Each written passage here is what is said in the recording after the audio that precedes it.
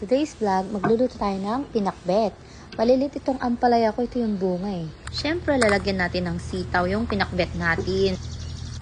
Ready na tayong onion and garlic. Hinati ko na rin itong long bean. Ready na rin tayong pork dyan. Hinalo ko na lahat para masarap tignan. And see, ready na siya. And habang nagluluto tayo ng pork, naghahati-hati ako ng ampalaya and yung sili. Ito yung maanghang pero hindi ko ilalagay lahat. Itong ampalaya ko na to, maliliit to. Ito yung pang pinakbet talaga. And then, naglagay din ako ng dahon, pampaganda. At saka yung sili ko, maliit lang. Konti lang ilalagay natin. Ready yung mga sangkap. Yung pinag-oongan natin ng Barrio Fiesta, nilagay ko na rin. So, ayan, nilagay ko ng mga ampalaya. Nilagyan natin ng black pepper, sitaw, hinalo-halo na natin. At saka yung sili guys, wag yung malaki ha. O kaya yung marami, konti lang. And then, yung dahon natin na pampaganda, lagay natin sa huli.